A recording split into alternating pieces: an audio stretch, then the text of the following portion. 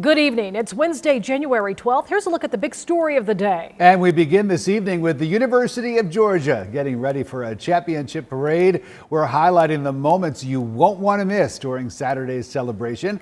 Our Savannah Louie has the latest. Yeah, 41 years. That's probably why we're seeing so many people coming out in droves, because you don't know when this could happen again. I'll show you the trophy in just a minute, but first I want to show you all of these excited UGA fans, the community out here waiting to get their picture with the trophy. We're told that, yes, this does look like a very long line, but it takes maybe like 45 minutes or so to get through. And we're told that there are also going to be about 3,000 people expected to be out here today. As for this trophy, yes, pretty amazing. A lot of folks weren't even around last time they won. And for the folks who were here, well, they say it's been a long time coming. It was painful, and then it was glorious. Bringing home a win with nostalgia. Alan Fleming driving to Athens from Marietta, traveling back in time. Just to be here and breathe the air of Athens, again, and just feel the feeling.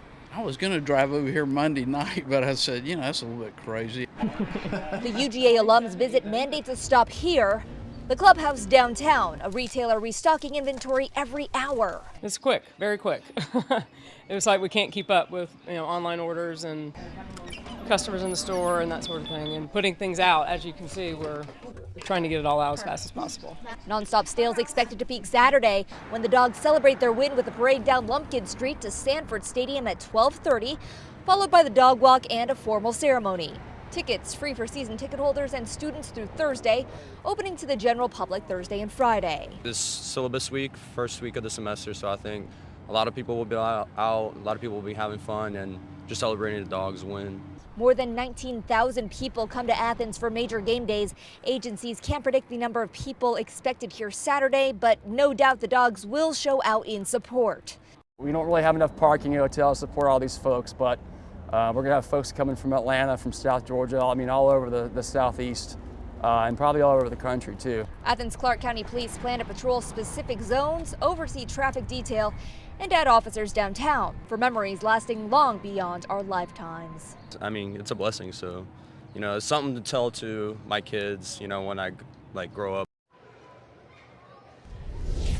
All right, now I do want to note that this is a very exciting experience for a lot of folks out here. If you do plan on coming out, you have to get here before 7 o'clock because there is going to be a hard out at 7 o'clock. They're not staying late if you decide to show up late. Now, I also spoke with the city of Athens. They warned me that one concern ahead of the event is some of the winter weather we are expecting, and when it comes to snow, freezing temperatures. So if you do decide to come up here, just be prepared for that. Reporting live from Athens, Savannah Louie, CBS 46 News. GDOT says it has more than 2,000 employees at the ready to deal with any snow or ice. And the threat of winter weather could compound supply problems in Georgia. Store shelves already running low on essentials. Jamie Kennedy continues our team coverage explaining how you can stay prepared. Jamie. Yeah, good evening, Sean. So GDOT tells me that they've got the roads covered with all of this salt in storage ready to go, but they say to keep yourself safe and to help everyone else to please stay off the roads so they can keep them clear. Metro South is still a question up in the air, which is sort of what's important for us to watch, because that will require moving more crews, moving more materials. GDOT, along with most Atlantans, is keeping a keen eye on the winter weather system that could bring snow and ice to the Metro and North Georgia, and says this far out there is still a lot of questions. What's the best material to use, and in what part of the state? How much staff are we going to need? Are we going to need to bring up staff from South Georgia? That is, there's always a chance of that. More than 2,000 employees are ready to keep roads safe, and they're stocked up. 50,000 tons of salt, 46,000 tons of gravel, more than 400 snow removal trucks at the ready. I don't want to say right now this is what we're doing, but in theory, if the storm stays on track, we would need to begin brining on the later part of Friday through Saturday into the weekend. For many Atlantans, memories of the fateful day in 2014 are still fresh. Taking back roads, digging my car out of ice. GDOT says a lot has changed for the better since Snowmageddon. In 2014, we only had 70,000 gallons of brine in the state, and now we can make 50,000 an hour. We have a stock right now of 1.2 million gallons of brine ready to go. The department also says their ability to monitor road conditions through sensors around the state has increased substantially. Those are highly valuable because it allows us to see not only what the pavement temperature is, we can even tell you if the road is slick, we can tell you what precipitation is falling at that location. So as we said from the start, to keep yourself as safe as possible, please stay off the roads. It may sound fun to go up to the snow, but that will only create a more dangerous situation. And even after the weather has passed, GDOT says the roads can still be very dangerous. Live in Atlanta, Jamie Kennedy, CBS 46 News. Jamie, thank you. Developing tonight, Governor Brian Kemp says business in Georgia booming, and he wants to give back. His new proposal would put hundreds of dollars in your pocket come tax season. CBS 46's Haley Mason is live from the state capitol this afternoon. Haley, what's the latest? Sean, Governor Kemp said last year the state collected a surplus, a record surplus, and now he's committed to giving it back to Georgians. He told lawmakers today that on the campaign trail he made some pretty big promises, and now he's committed to seeing them through. The governor making a number of budget amendments this election year. Governor Brian Kemp is laying out a list of new proposed budget changes to put more money back in the pockets of Georgians. I believe that when government takes in more money than it needs, surplus funds should be sent back to the hardworking men and women. Kemp offering an economic booster during a heated election year at this morning's Eggs and Issues breakfast hosted by the Georgia Chamber of Commerce. First on his list of proposals, tax refunds for all Georgia taxpayers this April. Under this plan, every citizen filing their income taxes this April will receive a refund credit. Single filers will receive a $250 refund, and joint filers would get a $500 refund under Kemp's plan. It would be a $1.6 billion tax refund overall for the state, coming from an amended $2.2 billion FY22 state budget. Next, Kemp will introduce a bill to add retirement income tax exclusion for retired veterans in Georgia. And for college students, he's proposing a $25 million budget increase to the Hope Scholarship, so that the Hope would cover at least 90% of all tuition at Georgia colleges and universities. It is critical that we make every effort to make higher education affordable for students across the state. Inside the Capitol, one of the first committee meetings of the year discussing cityhood for East Cobb. This bill does not create a city. It simply creates the opportunity for a referendum. A far less divisive topic than that of Buckhead cityhood. The Atlanta delegation meeting about that late this afternoon, saying it would hurt city bond ratings. The creation of a Buckhead city out of portions of the city will not hurt just Atlanta, however. A copycat movement could be started where other legislative delegations may be asked to carve up other cities by dividing the wealthy areas and the less well-off neighborhoods. Atlanta Mayor Andre Dickens also on the call. How Atlanta goes, so goes the region. So I'm always, as I've said before, that we have to work together. We have to draw circles and not lines. And some state Democrats this afternoon speaking out against the governor's tax refund plan. Senator Elena Parent calling it, quote, an election ploy, and asking why not use the money to fill the education gap. Others asking why not expand Medicaid. Nonetheless, the Democrats will offer their response to Governor Kemp's plan, as well as their response to his State of the State address tomorrow at 2 p.m. The governor's State of the State is tomorrow at 11. Reporting live inside the state capitol, Haley Mason, CBS 46 News. Thanks, Haley. Happening tomorrow, relief for overwhelmed officers in Buckhead. The Atlanta Police Department is opening a new precinct there. It's located inside One Buckhead Plaza at Peachtree and West Paces Ferry Roads. Last year, Police Chief Rodney Bryant said 24 officers would be stationed there to focus on traffic incidents. Mayor Andre Dickens will unveil the precinct tomorrow at 10 a.m. New at 6, a CBS 46 investigation finds Clayton County has the highest COVID death rate and lowest vaccination rate in the metro. It also has the highest percentage of black residents in Georgia.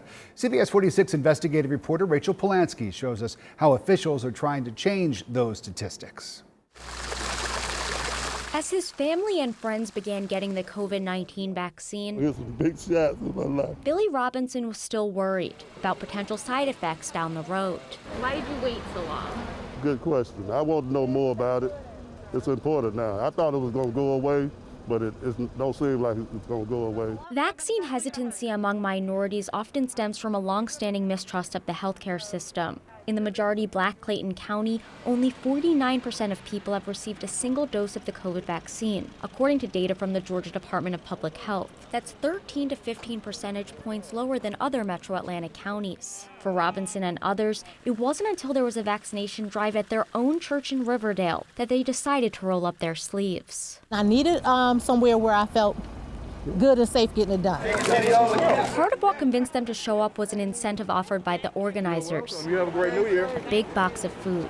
And by the end of the 4-hour vaccination drive, 104 doses were administered. While the majority of them were boosters, roughly 30 of them were first doses. The more we have these types of events where they're led by Black and brown officials, I think it can be a benefit to our community, and I think it can start to encourage minorities to trust the healthcare system more. Data obtained by CBS 46 Investigates also reveals that Clayton County has a much higher COVID-19 death rate than other metro Atlanta counties. Still, State Representative Yasmin Neal, who oversees portions of Clayton County, remains hopeful, saying the only way to change statistics is through meaningful action, like organizing a vaccination event. Especially when they see, we have minorities here that are actually giving the vaccinations as well. And so when they see people that look like them either administering it or holding events like this, I think it can continue to try to bridge that gap between healthcare and the Black and brown community. Now, last September, the Clayton County Board of Commissioners rejected a proposal to pay residents $100 incentive to get vaccinated. We checked this week, Sean, and 90% of the county's deaths were among the unvaccinated. Rachel, what did the county health district have to say about why they're seeing these numbers? Well, despite being one of the smallest counties in metro Atlanta, Clayton County has one of the highest poverty rates in the area. And as we have reported, counties with lower socioeconomic status often have higher COVID-19 death rates. Now, to take a closer look at all of the data we analyzed and to see our interactive map, you can head over to CBS46.com right now. Sean? Rachel Polanski reporting for us tonight. Thank you.